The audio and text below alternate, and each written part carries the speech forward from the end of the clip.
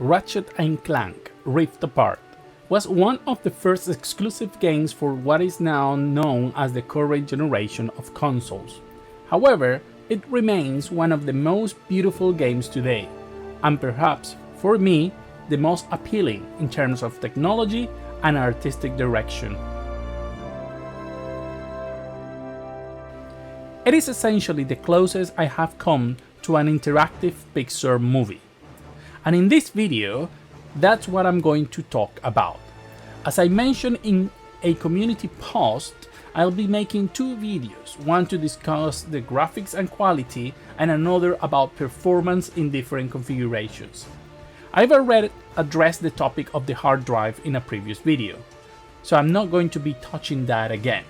In this video, we're going to be talking exclusively about the game's graphical quality, its strength, and its flaws. On PlayStation 5, Ratchet & Clank used different quality modes, such as performance with and without ray tracing, and a quality mode where resolution varied. It was a dynamic resolution, along with the presence or absence of ray tracing, allowing it to run at either 60 FPS or 30 FPS, or even above that. On PC, the folks at Nixes have done a spectacular job, but not without some flaws that we'll see later.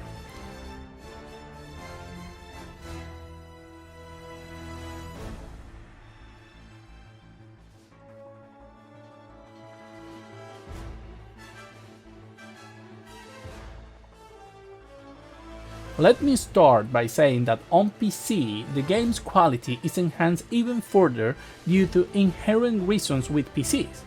While on PS5, the game used Insomniac's excellent image reconstruction system called IGTI for Insomniac Games Temporal Injection, which is actually included here on the PC version.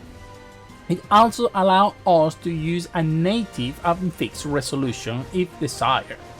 Furthermore, the Nixes team has added some additional ray tracing effects that were not available and are not going to be available on PlayStation 5, such as shadow and ambient occlusion, in addition to the already excellent ray trace reflections.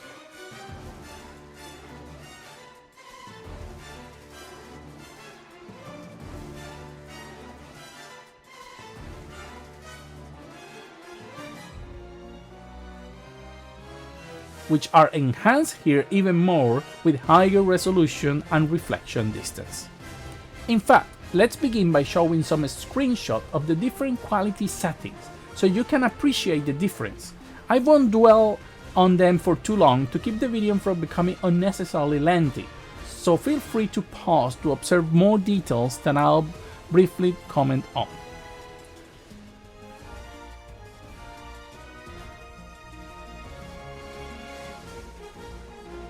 We are going to be seeing some differences between the different modes that the game has, and you're going to see that the biggest difference we can see obviously on the reflection side is when our ray trace is on. You can actually see real ray trace reflections, and then after that they disappear and become just a screen space or a cube map.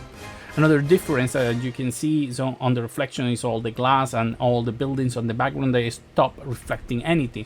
But also, besides the reflection, you can see that the textures are going lower, and also that the shadows are every time we go over are a little bit more pixelated, less detail. Another difference we see is under medium, we stop seeing that depth of field bokeh effect that we can see before that. And in this particular case, these images we're seeing now, besides everything I have said before, you can see the shadows under the stair, how they disappear when the ray tracing is off because it's not casting proper shadow. But also, if you see the vegetation, it lowers the quality, but also lowers the shadow on it. So you can see that it's different the way it's being shown. Obviously the ray trace reflections on this is the same. You can see also the buildings on the back and how they stop, some of the shadowing, like it doesn't happen on them. So, but even so, I will say that even on the lowest quality, the game still looks quite good for everyone to play.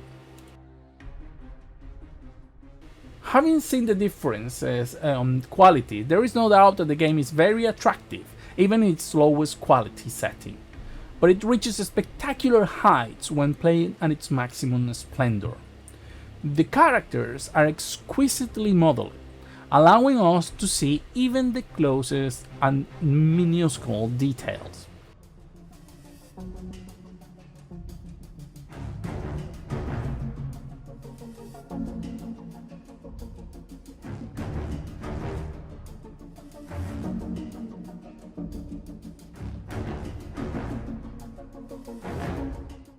And this doesn't only apply to the main characters, but also to the enemies and NPCs who receive the same treatment.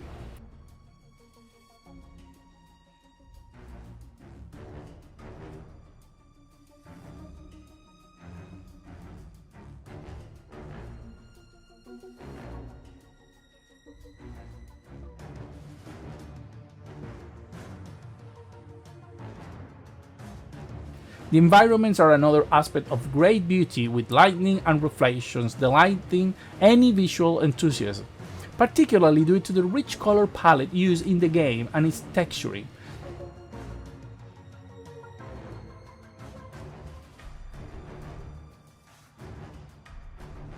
Which, through seemingly simple, is part of its artistic appeal and of notable quality. The use of portals that transport you immediately to other areas of the games adds a touch of dynamism and a spectacle to the whole experience. All of this combined with animations that are top-notch and among the best from any studio. A legacy that goes back to the PlayStation 2 era, where Insomnia had already won several awards for the animations in the Ratchet games of that time. Now, does this mean Ratchet is a perfect port? Not quite, but it's pretty close. During my many hours of gameplays to capture footage for this video, I encountered some rather strange issues. For example, the reflections. I'm not entirely sure if the water is supposed to reflect or not. I mean, ray trace reflection. I'm not talking about small puddles in a sun, but rather large bodies of water or fountains. In the first level, a fountain didn't generate any reflection, but then on the second planet, there was a glitch where the reflection by ray trace seemed to appear and disappear, making it look rather bad, to be honest. Another thing I immediately noticed, having almost platinum the game on PlayStation 5, was a pixelated texture at the beginning of the game. I thought, I don't remember any texture on PS5 looking like this, and indeed, when comparing the texture on PC with the PlayStation 5 version, it didn't look like that. I'm not sure if this is a bug or if they forgot about the texture, but it's not due to the lack of RAM or VRAM or loading speed, since the machine where I'm testing it is quite capable. Finally, I should mention that in Digital Foundry's comparison there were some errors or difference when they compared to the PlayStation 5 version of the game, where in some cases the PlayStation 5 version looked better or the PC version didn't display as it was supposed to. But since I'm not doing a direct comparison, I couldn't or can't notice it in myself. But the truth is, they are there, and it's just, a problem in the game. And just I'm finishing this video, Nixes has already released the first patch to correct some of these issues. So I have no doubt that these small problems will be completely fixed very quickly. I hope you enjoyed this video. I'll come back soon with the performance video. In the meantime, show some love to this video. Share it, subscribe, and all those little things that help us creators grow in this very harsh platform. Thank you very much, and see you on the next video.